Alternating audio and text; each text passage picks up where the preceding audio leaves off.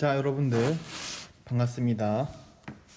오늘은 저번 시간에 이어서 양유에 대해서 공부를 할 거예요. 우리 앞에서 배운 게 통상 수교 거부 정책이었지. 뭐뭐 있었는지 기억하죠? 첫 번째, 그렇지, 1866년 병인박해. 두 번째, 그렇죠, 1866년 제너럴 셔먼호 사건. 세 번째, 그쵸, 1868년 오페르트 남현군묘 도굴 사건. 이게 있었어. 그리고 이 오페르트 도굴 사건 때문에 이제는 우리나라 정부는 그런 서양 세력에 대한 반감이 더욱더 강화되었다는 것을 여러분들이 공부를 했습니다. 자, 그래서 이제 배울 거는 그렇게 우리가 거부를 했을 때 다른 나라의 반응, 그리고 그 반응에 대한 우리나라의 반응까지 보는 거예요. 그게 바로 양요야. 크게 두 가지가 있습니다. 바로 이 병인양요가 있고요, 그리고 신미양요가 있어요. 자, 지금부터 보시면 되는데, 자, 이 병인양요라는 거, 이 병인양요의 배경이 뭘까? 힌트는 이 명칭에 있죠. 맞아요. 병인 박해 때문에 발생한 거예요. 병인년에 프랑스 선교사를 박해한 거지. 자, 나와 있죠. 당시 흥선대원군의 프랑스 그런 천주교 선교사들을 마구 죽였지. 탄압을 한 거예요, 탄압을. 자, 그러면은 프랑스 사람들 입장을 한번 생각을 해보자. 프랑스 정부 또는 프랑스 사람들이 보기에 저 머나먼 타국, 저 머나먼 한반도에 가서 선교 활동을 하고 있던 사람들이 무참히 살해당했어요. 그러면은 프랑스인들의 기분은 어땠을까? 죽었네, 이랬을까? 분통 터지죠. 분통 터져요. 자국민이 가서 살해를 당했다고 하는데 당연히 우리나라에 대한 그런 이미지가 좋지 않았겠지. 거기에다가 당시 프랑스는 그러한 제국주의 시대에 살았던 굉장히 엄청난 강대국이었어요. 유럽은 거의 이때 당시에는 영국과 프랑스가 양분하던 시기였어. 영국과 프랑스는 세계 거의 최강대국이었어요, 이때. 그리고 당연히 이 두 국가는 계속해서 식민지를 획득을 하고 계속해서 성장하고 싶어 했겠지. 그리고 우리나라도 당연히 들어오고 싶었겠죠. 그렇게 들어오려면은 프랑스가 우리나라를 공격을 해야 돼. 그래서 물리쳐야만 그게 성공을 하겠죠. 그런데 여기서 알아둬야 되는 게, 그렇게 하기 위해서는 반드시 필요한 것이 있죠. 반드시 필요해. 이게 있어야만 뭐든지 할 수 있어요. 행동을 할 수 있는 이유, 그게 갖춰져야 돼. 그거를 두 글자로 바로 명분이라고 하죠. 지금까지는 프랑스가 우리나라를 침략해올 명분이라는 게 없었어. 근데 이제 생긴 거예요. 어쭈, 우리나라 사람들을 죽여? 안 되겠다, 쳐야겠다 해서 프랑스가 조선을 침략하는 구실이 된 거야, 병인 박해가. 그래서 들어온 거예요. 그래서 발생한 게 바로 이 병인양요인 건데, 자, 어쨌든 이 병인양요든 신미양요든 두 개의 양요가 있죠. 결과만 따져보자. 어떻게 됐을까? 일단 우리나라가 물리친 데는 성공을 해요. 하지만 엄청난 피해를 보지. 그리고 물리친 게 아니에요, 느낌이. 근데 어쨌든 얘는 방어를 해내기는 하는데, 이 병인양요와 신미양요 공부하실 때에는 주요 키워드가 있어. 그리고 이게 되게 헷갈리기 쉬워요. 왜냐면은 사람 이름이 몇 명이 나오는데 그게 각각 다 매칭이 돼야 되거든. 뭐 지역 이름이랑 사람 이름이 딱딱 매칭이 돼야 되는데 그게 은근히 헷갈릴 수가 있어요. 그러니까 그걸 여러분들이 자주 보시면서 공부를 하셔야 돼. 자, 그래서 보시면 되는데, 자, 프랑스는 강화해협. 이 강화해협이라는 거는 지금의 강화도예요. 를 거쳐서 한강을 거슬러 올라 양화진까지 이르는. 자, 지도를 볼까? 자, 보시면은 1차 침이 빨간색 화살표예요. 이거 파란색이네. 자, 따라라라단 땅 따라다라다단. 와, 올라가. 통진 익숙하죠? 여기 김포야. 여기 우리가 살고 있는 곳이에요. 자, 다시. 와, 여기가 이쪽이 하성 그쪽인가? 아무튼 와, 어디까지 가? 쭉 가는 거예요. 양화진까지. 엄청 멀리 갔지. 여기 서울이야, 서울. 지금 막 상암동 이쪽이에요. 행주산성 어딘지 알죠, 여러분들? 여러분들도 지금 그 고촌에서 거기 뭐냐, 김포공항 가기 전에 또 한강 건너는 다리 있잖아, 행주대교. 거기 건너면 바로 행주산성이에요. 거기 뭐가 유명하다? 잔치국수가 유명하다. 진짜 맛있어요, 여러분들. 양 진짜 많고 사람들도 엄청 많아. 꼭 한번 드셔보시기를 강력 추천드립니다. 가격도 싸고요, 양도 엄청 많고요, 맛있어요. 내가 많이 먹는 사람인데 한 그릇 먹으면 배 터져. 자, 아무튼 쓸데없는 소리는 그만하고, 이렇게 1차로 멀리도 왔다, 그쵸? 와, 여기 영종도래요. 뭐 공항인데잖아, 인천공항, 제물포. 다 우리 생활 근거지야. 신기하지 않니? 우리 집 어디쯤 있을까? 여기 우리가 행주산성 여기 있으니까 우리 한 이쯤 있을 거예요 지금. 459. 자, 됐어요. 그만, 진짜 그만. 자, 아무튼 이렇게 1차로 침입을 했고, 1차로 침입을 하고 돌아갔어요.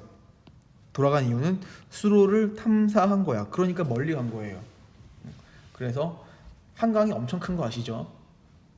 이 한강이란 강이 너무 우리 근처에 있어가지고 별거 아닌 것처럼 느껴질 수도 있어.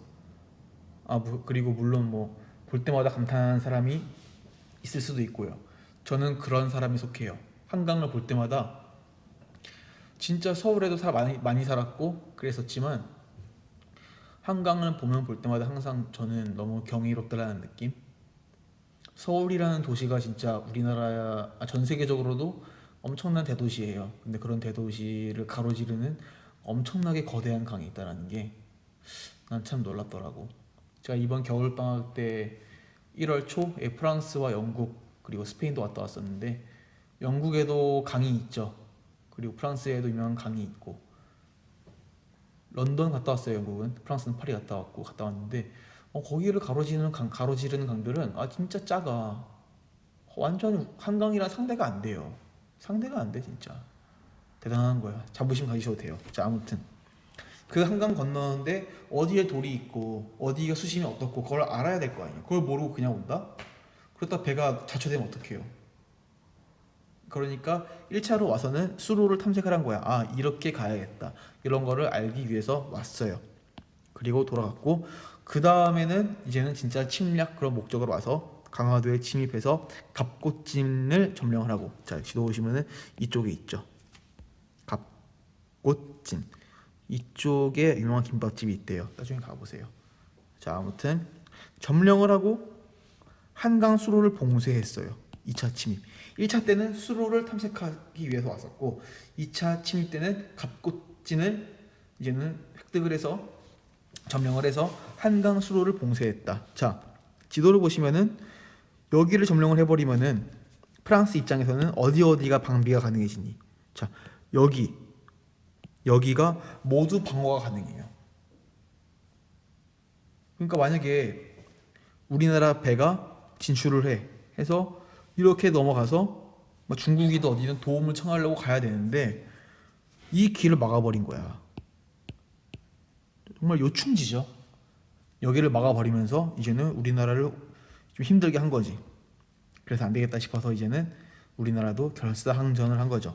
자, 그렇다면은 조선은 프랑스의 침입을 어떻게 막아냈을까? 자, 이게 중요합니다. 이게 중요하니까 별표 치시고 잘 보시면 되고요. 아까 말씀드렸죠, 그 지역 명칭 그리고 사람, 이걸 잘 매칭해야 된다고. 첫 번째, 이 길 막힌 길을 뚫어야 되니까 여기 쪽에 있는 사람들, 바로 자, 문수산성에서는 한성근 부대가 프랑스군에 맞서 싸웠다. 자, 매칭 잘 시키세요. 누구라고? 성근 어디? 문수 산성. 그리고 정족 산성에서는 양헌수 부대가 프랑스군에 승리를 한 거야. 자, 문수 산성 여기고요. 여기가 누구라고? 누구? 그쵸, 바로 한성근. 그리고 여기는 누구? 그쵸, 바로 양헌수. 그래서 이거를 여러분들이 잘 매칭을 하셔야 되는 거예요. 역사는 이런 고유 명사이기 때문에 하나라도 틀리면 끝나. 양헌슈? 아니에요. 양현수? 아니에요. 친구 이름이겠지 그거는. 아니야. 이름 잘 기억하시고 명칭도 정확하게 기억을 하셔야 됩니다. 여기서 우리가 승리를 해. 대단하죠. 우리가 앞선 수업에서 말씀드렸던 것처럼 이때 당시에 그러한 뭐랄까, 우리나라의 그런 군민의 힘이 엄청나거든. 그렇기 때문에 이때 프랑스 사람들도 결국 우리나라의 그러한 저항에 이길 수가 없던 거죠. 그래서 결국 기세가 꺾인 프랑스군은 한 달여 만에 철수, 물러난 거예요. 대단하지. 대단한 건데 좀 슬픈 거는 퇴각하던 프랑스 군은 외교장각, 행궁 등 주요 건물을 불태우고 의궤를 비롯한 외교장각 도서, 귀중한 문화재를 약탈해 가져가. 그리고 돌려주지 않아요. 여기 나와 있죠. 145년 만에 귀향 외교장각 도서. 자, 이런 내용 쭉 보시면 되는 거고, 이때 우리나라가 이제는 2011년에 임대 형식으로 우리나라에 돌아왔었어요. 임대라는 건 뭐니? 빌려주는 거야.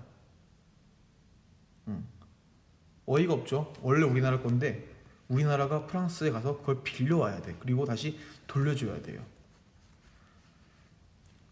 어이가 없죠. 이게 왜 그러냐면은 유럽 각국은 그런 법이 있대. 그런 뭐랄까, 문화재 반출 금지법 이런 게 있대요. 그런 거를 유럽 국가가 다 만들어 놨어. 그래서 그 유럽 각국의 그 자국에 있는 문화재가 타국으로 못 넘어가게 돼 있어요. 법적으로. 진짜 속된 말 쓰고 싶다. 안 좋은 말 쓰고 싶은데 그럴 수가 없죠. 저는 어이가 없지. 돌려줘야만 했어요. 참 슬퍼. 그거를 가져가. 결국은 병인 양요는 우리가 막아냈지만 우리의 귀중한 문화재를 약탈당한 사건. 그리고 이 병인 양요를 대표했던 두 인물이 누구? 한성근, 양헌수. 한성근은 어디? 문수산성. 양헌수는 어디? 정족산성. 이 명칭 여러분들 잘 기억하시길 바랍니다. 자, 다음 신미양요. 1871년 신미양요예요. 자, 시계 보시면 이거 나와 있지. 병인양요는 66년, 신미양요는 71년. 이거는 이 신미양요의 배경이 되는 거는 바로 앞서 배운 것처럼 제너럴 셔머너 사건이에요. 진상을 파악한 뒤에 얘는 미국은 이것도 프랑스와 마찬가지야. 프랑스는 병인박해가 이제는 우리나라를 침략할 수 있는 구실이 된 거고, 미국은 제너럴 셔머너 사건이 그 구실이 된 거예요. 그리고 이거를 바탕으로 야, 니네 우리 배 불태우지 않았냐, 니네 우리랑 통상해야 돼, 우리랑 이렇게 교류해야 돼 라고 했지만 거절, 실패. 미국은 무력으로 문제를 해결하고자 또 어디? 강화도를 침입했어요. 강화도가 우리의 그 한강을 들어오는 입구잖아. 외국에서 배를 타고 한강으로 들어오려면요 반드시 강화도를 거쳐야만 해요. 강화도 그쪽이 그 아까 나온 갑곶진 그쪽 문수산성 이쪽이 입구야, 입구. 그러니까 글로 올 수밖에 없는 거죠. 자, 미국의 강화도 침입은 어떻게 전개되었을까 나와 있는데, 자, 여기 그 지도가 있죠. 이렇게 미국 함대의 침입, 아래서부터 올라온 거야. 이렇게 올라와서 쭉쭉쭉 올라오다가 이렇게 덕진진, 초지진 이런 데서 막 싸워요. 광성보 등등. 1871년 로저스 제독이 이끄는 미국 함대가 강화 해협에 접근하면서 조선군과 포격을 막 주고받죠. 그리고 무력 충돌 이후에 협상을 했지만 꼭 받아들여지지 않아. 그래서 미국은 아예 강화도에 상륙을 해서 초지진과 덕진진을 점령을 하고 광성보를 공격해 왔어요. 자, 이 두 곳을 점령을 하고 광성보까지 공격을 했다라는 거. 여러분도 강화도를 그래도 좀 가봤을 거야. 김포랑 그래도 꽤 가깝죠. 여기 사우동에서 차 타고 가면은 한 40분이면은 갈 수 있어요. 그래서 우리 보통 가는 데가 이쪽 라인이잖아. 이렇게 여기가 드라이브 코스예요. 바닷가에서 여기 막 되게 펜션 많고 막 횟집, 조개구이집 되게 많아. 이쁜 카페도 되게 많아요. 그렇게 아름다웠던 곳이 옛날에는 굉장히 우리나라의 슬픔을 간직했던 그런 장소라는 거. 그래서 여러분들이 한번 강화도를 놀러 가셨을 때 한 번쯤은 그런 상상을 해보셨으면 좋겠어요. 아, 지금은 여기가 이렇게 아름다운 관광지지만 과거에는 정말 우리나라를 지키기 위해서 수많은 우리의 조상분들께서 피를 흘리신 곳이구나. 그래서 정말 짧게라도 10초라도 아니면 5초라도 그런 생각 한번 해보았으면 좋겠다라는 생각을 합니다. 자, 아무튼 이것 또한 이러한 명칭이 중요합니다. 덕진진, 초지진, 광성보. 앞에 병인양요는 어디?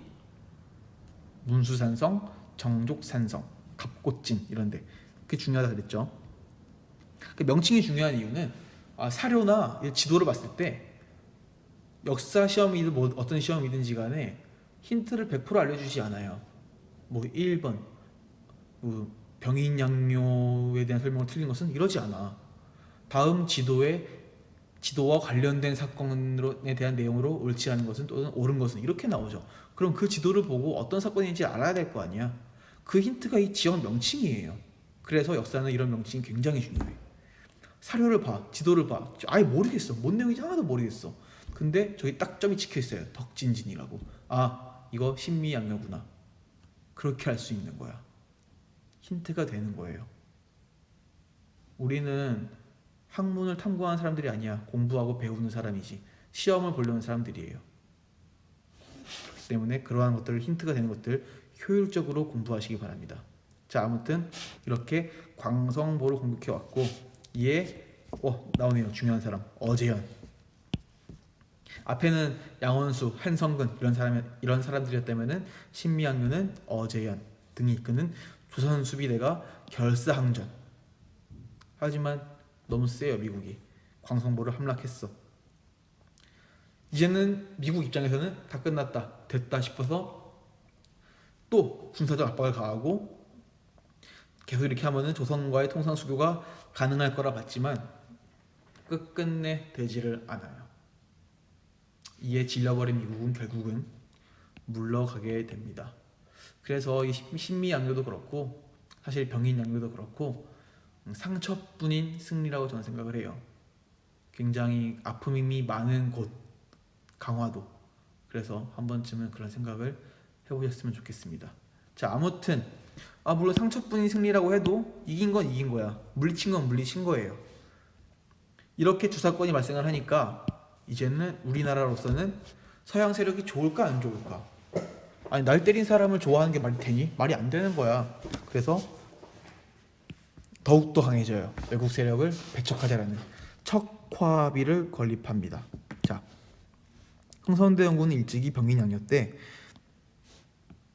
나라를 팔아먹는 것이다. 그들과 교육하면은 나라가 망한다. 라는 글까지 썼어요. 그러니까 이미 외국 세력에 대해서 반감이 굉장히 강했던 거지. 그리고 신미양요가 끝난 뒤에 흥선대원군은 뭐를 했다? 전국적으로 척화비를 건립을 했어. 이거예요, 척화비가.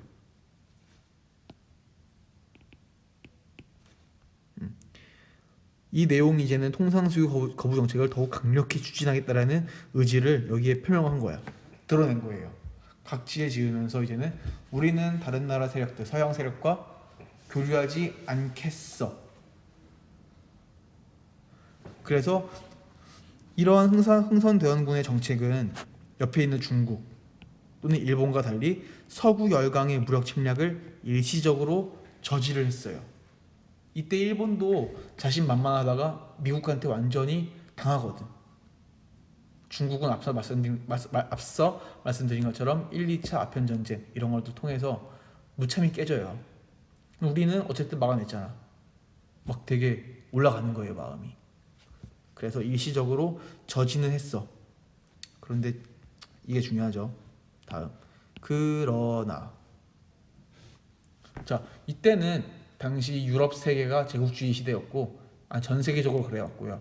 특히 유럽 국가들, 서양 국가들은 산업혁명 등을 통해서 엄청난 기술력의 발달을 이룩한 상태였어.